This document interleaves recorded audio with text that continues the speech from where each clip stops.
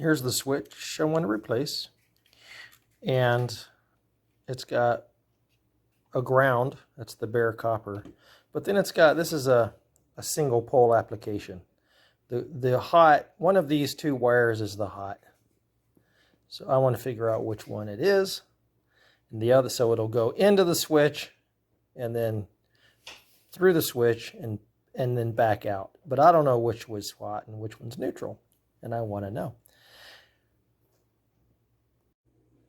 Here I've taken off the wire nuts. I took the wire nut off of this one and this one. And here's the black wire with the wire nut on it. And exposed these wires. One of these is hot. And I went over to the circuit breaker panel and I put power to these wires. So to find out which one is hot, I turned the digital multimeter. Now this is just a little, you can get this at Radio Shack. I bought it at Weimart, and I just want to show you how good this thing works. I turned it to alternating current voltage because I want to measure the voltage between the wires. That's the pushing force that pushes the electron from one place to the other. That's that voltage pressure. And that's what I want to find out. That's going to tell me which one's hot. And I turned it to the 200 volt setting because I know I'm on a 110 circuit or 115 or whatever. Less than 200. So I can put it to 200. If I put it to 600 volts, the scale is just going to be reading tiny numbers. So I put it on 200 volts AC, and I touch the probes across the wires, and I find out that there's a voltage potential of about 113.5 volts, 113.3, whatever. There's a voltage potential between these wires or across them. But that doesn't tell me which one's hot, which one's pushing the electrons. So to do that, I have to touch one of these wires over to the ground. Now, when I do this, look, the one in my right hand, the red probe, is hot. Look at the voltage. It's 120.4 or something. It's over 120. So that tells me that this is the hot wire right here, and that this is the neutral wire back to the circuit breaker. And look at how the voltage is 113.2. So there's a voltage potential between these two wires, and it's less than the voltage potential between the hot and the ground. And that's to be expected, because if there's a problem with the circuit, you want, here, let me get a good touch on the ground wire. You got 120 volts pushing from hot to ground, which is more than 113 from hot to neutral. And so if there's a fault in the circuit, the voltage potential from hot to ground is bigger than hot to neutral. And so the electrons are going to flow to ground as a safety feature. But now we know that this is hot, this one here. And now I can go to the wiring diagram and see which wire of my new switch goes to hot. So here's that wiring diagram. So here's showing the actual wires, like a physical model, and then here's more of a line diagram. So here you got the hot, you got the black. So you got the hot, which I connected to the black, and then when you switch the switch, click, then the red becomes energized, and electrons go out of the red, and then the load itself has a black and a white wire, presumably. But the red then goes into the load, and then the electrons give off their heat and light and buzzy noise sometimes, and then go out, and then go back to the circuit breaker. This represents that it's a 120 volt AC, and these two arrowheads represent that there's a 120 volt differential or potential difference between the hot and the neutral.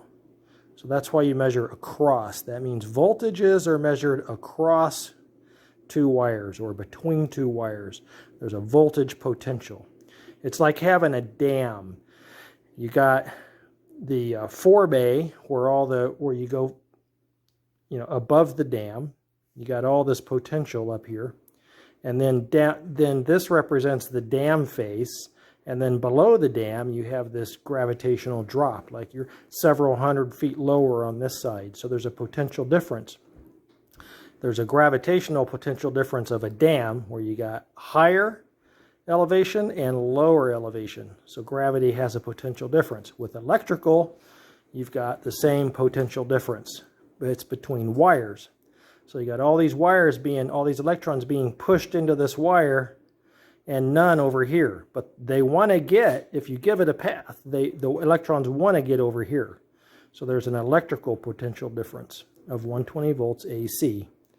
And of course, we're in the United States, so we're running on 60 hertz frequency. And then the ground is represented here. And so that's that bare copper wire that just goes to ground.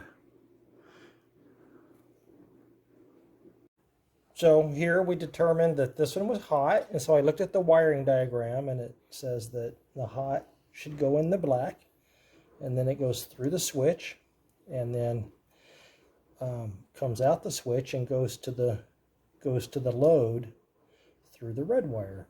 So here I'll just twist these together, the red wire and the neutral wire. And just I twisted it so that when I put the wire nut on it, it sort of reinforces the connection between the wires. So I got a new wire nut. They say not to reuse these wire nuts because just for the better connection. I actually do. I reused those too. But this was the other wire nut was stripped out, so I got a new one. So to make it nice and tight, that's what matters. Everything's nice and tight. And then over here, I connected the green to the ground. So we should be good. I'm going to go turn on the power, and then we'll test that switch. Okay, I got power back on. So there's power to these wires into this switch. And then up in the top here, you can see at the top of the switch on the left, it says CFL. And on the right, it says LED. And so LED, that switch there has to be in the LED position over to the right. Anyway, there's a switch down in that hole. You just stick a screwdriver in there and switch it to the right. And then turn this sucker on and off. All right? So we'll go up here. There's the fixture. On, off. On, and then let's test the dimmer. All right, and it dims, and those are dimmable LEDs in there. All right, job done. Now it's time to button her up. Okay, we're going to button this up. Now the first step I did to button this up is I went back out in the garage and I turned off power. These wires, since I'm going to be handling these wires, I just feel like it's safer to not be handling live wires. Wouldn't you agree? So buttoning then just means shove these back in, fold them and shove them, and make sure your wire nuts stay good and tight. And then look how deep this box is. So it's deep enough. I haven't measured it, but these boxes have a depth to them, and it's deep enough to handle this housing. This extra wire is fine. Just leave it alone. This is for a 3-way installation, which I don't have. So we can just tuck that back up in there. Notice that these screws are captured with this piece of cardboard. So that keeps the screw from falling out, and it just makes you faster when you're wiring it up. You don't have to go fish around for fallen screws. You go find a right-sized Phillips head, and notice the box has these tapped holes, and you can just tap it right on in.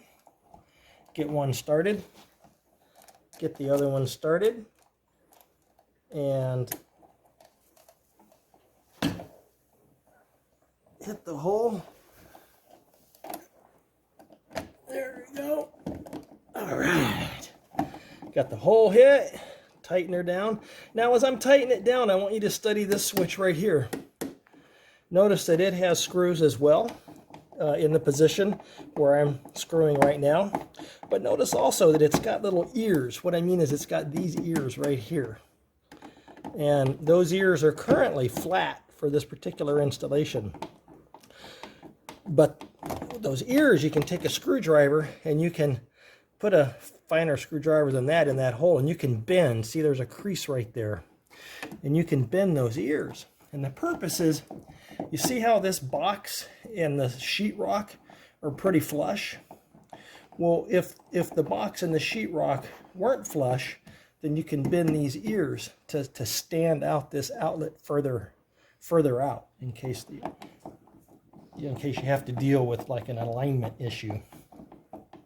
But anyway, just get these buttoned up nice and tight.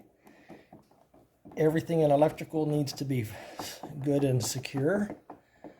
And then we'll get the faceplate on. All right. So, a few more turns. And let's get the faceplate.